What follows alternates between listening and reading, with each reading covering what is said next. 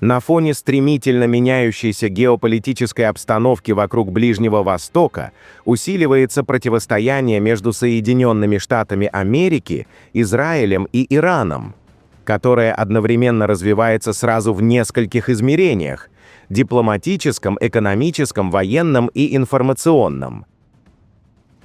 По данным американского портала Axios, президент Соединенных Штатов Америки Дональд Трамп и премьер-министр Израиля Биньямин Нетаньяху во время переговоров в Белом доме согласовали усиление давления на Иран, сделав основной акцент на ограничении экспорта иранской нефти в Китай.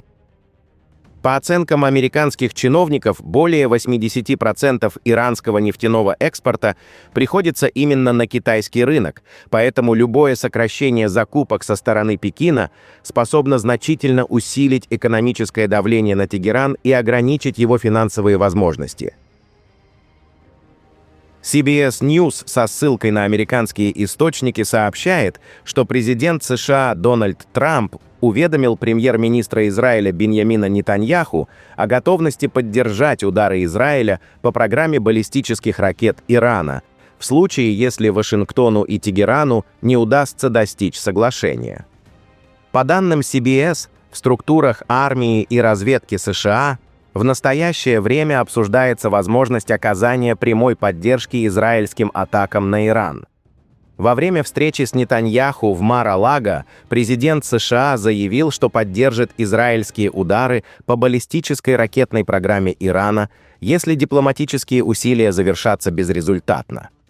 Как отмечает CBS News, спустя 2 месяца стало известно, что внутренние обсуждения между высокопоставленными представителями военного руководства США и разведывательного сообщества начали рассматривать возможность поддержки новой волны израильских ударов по Ирану. При этом американские обсуждения были сосредоточены меньше на том, сможет ли Израиль действовать самостоятельно, и больше на том, каким образом Соединенные Штаты могли бы помочь, включая предоставление дозаправки в воздухе для израильских самолетов, а также вопрос получения разрешений на пролет от стран, расположенных вдоль потенциального маршрута. В свою очередь, Нетаньяху публично обозначил условия, при которых возможны переговоры с Ираном.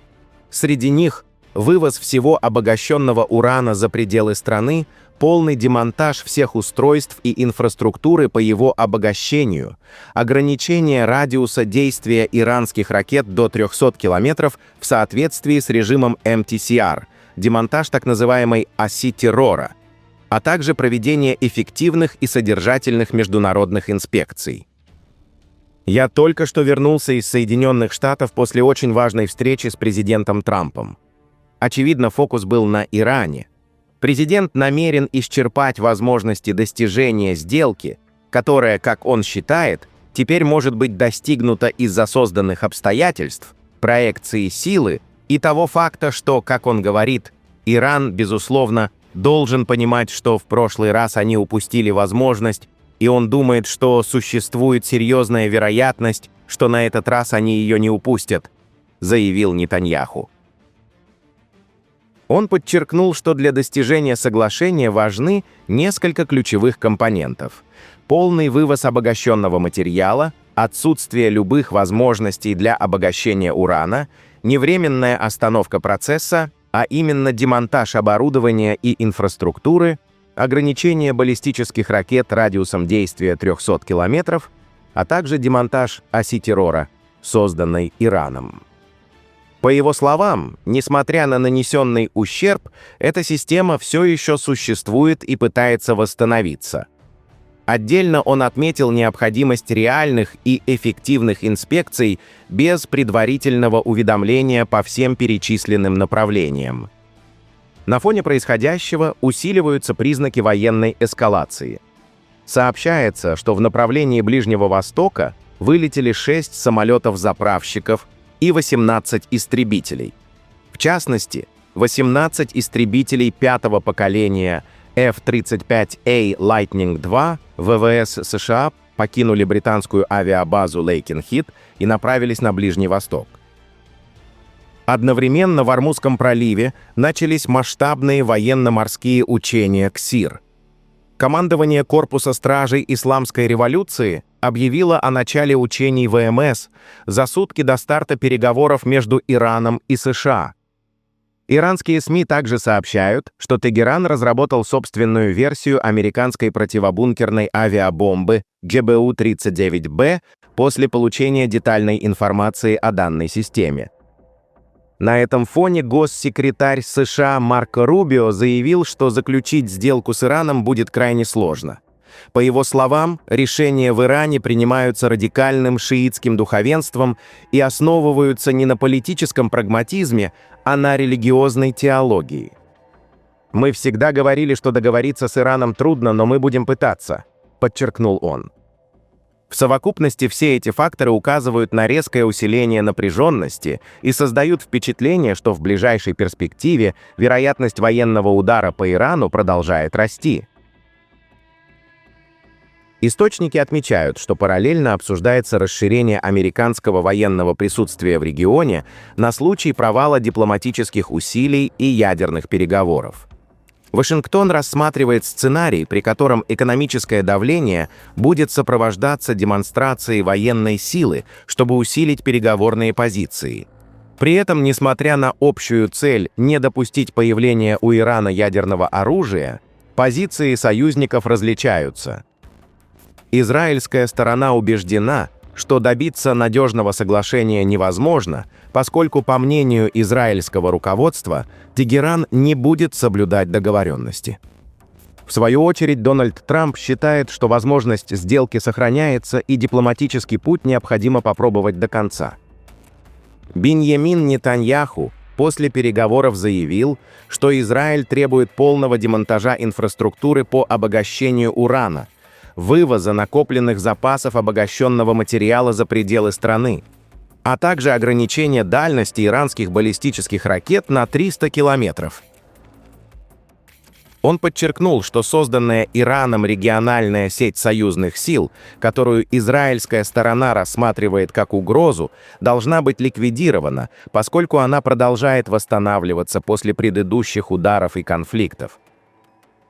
А американская позиция была дополнительно подтверждена заявлениями государственного секретаря Соединенных Штатов Америки в интервью агентству Bloomberg, где было вновь подчеркнуто, что Исламская Республика никогда не получит возможности обладать ядерным оружием. По словам американских представителей, присутствие военных баз США в регионе обусловлено союзническими обязательствами, однако Иран ранее демонстрировал готовность атаковать эти объекты, что сохраняет высокий уровень риска эскалации. Одновременно усиливается активность иранской оппозиции за пределами страны.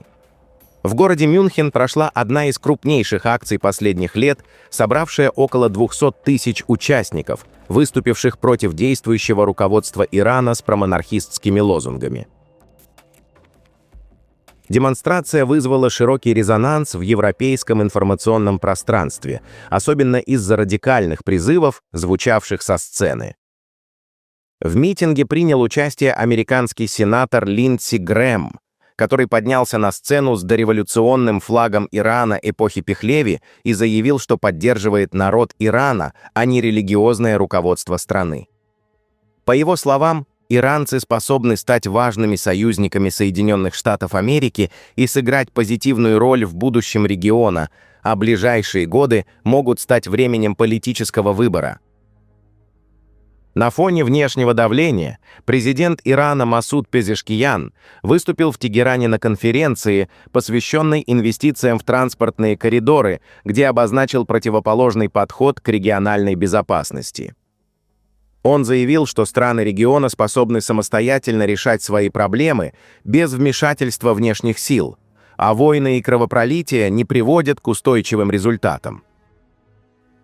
Пезешкиян подчеркнул важность экономической интеграции, развития железнодорожных и автомобильных маршрутов и расширения торговых связей как основы долгосрочного мира. Иран, по его словам, открыт для иностранных инвестиций на принципах взаимной выгоды и намерен снижать напряженность с соседними государствами. Одновременно Тегеран демонстрирует осторожную готовность к дипломатическим уступкам. Заместитель министра иностранных дел Маджид Тахт Раванчи в интервью BBC заявил, что Иран готов обсуждать компромисс по ядерной программе, если Соединенные Штаты Америки готовы рассмотреть вопрос отмены санкций. Он отметил, что Тегеран допускает снижение уровня обогащения урана с 60%, что рассматривается как сигнал готовности к переговорам, однако полный отказ от обогащения урана больше не обсуждается. При этом дипломат подчеркнул, что новый военный конфликт станет разрушительным для всех сторон. Дополнительное напряжение вызвали сообщения иранских средств массовой информации о заявлении представителя движения Талибана Забихулла Муджахид, который заявил о готовности Афганистана поддержать иранский народ в случае возможного конфликта с Соединенными Штатами Америки. Хотя подобные заявления носят политический характер, они усиливают атмосферу региональной поляризации. Военно-техническая ситуация также развивается в сторону усиления оборонных возможностей Ирана. По данным аналитического ресурса Defense Security Asia, передача Китаем дальнобойной радиолокационной станции YLC-8B, предназначенной для обнаружения малозаметных целей, может серьезно изменить баланс сил в Западной Азии. Параллельно внимание аналитиков приковано к стремительному росту военного потенциала Китая. На опубликованных снимках крупной судостроительной верфи в городе Далянь показан сухой док, способный одновременно строить несколько крупных боевых кораблей водоизмещением около 10 тысяч тонн. Уже сейчас на одном объекте одновременно находятся несколько боевых кораблей, что демонстрирует масштаб производственных возможностей китайской оборонной промышленности. По количеству атомных подводных лодок Китай уже вышел на второе место в мире, уступая только Соединенным Штатам Америки и опередив Российскую Федерацию. Одновременно усиливается военно-техническое сотрудничество стран региона. После вывода американских сил армия Ирака провела испытательный запуск ракеты на базе Айн-аль-Асад с использованием китайского беспилотного летательного аппарата CH-5, что демонстрирует расширение влияния китайских технологий на Ближнем Востоке. При этом дипломатический процесс между Ираном и США продолжается. Второй раунд переговоров между Ираном и Соединенными Штатами Америки после контактов в Омане должен пройти в городе Женева. По словам Маджида Тахт Раванчи, предыдущие переговоры можно охарактеризовать как в целом позитивные, однако говорить о результатах пока рано. Иран допускает дальнейшие компромиссы, включая ограничение уровня обогащения урана, но настаивает на обсуждении санкций и исключает переговоры по своей баллистической ракетной программе. Тегеран предупреждает, что новый вооруженный конфликт станет травматичным и разрушительным для всего региона. Поэтому, несмотря на рост давления, военные приготовления и жесткую риторику сторон, дипломатия пока остается единственным механизмом, способным предотвратить масштабную эскалацию. Отметим, что 17 февраля пройдет последний раунд переговоров между Ираном и США, и от этих переговоров зависит будущее региона. Пишите ваше мнение в комментариях и подписывайтесь на канал, чтобы всегда оставаться в курсе самых важных событий в мире и на Ближнем Востоке.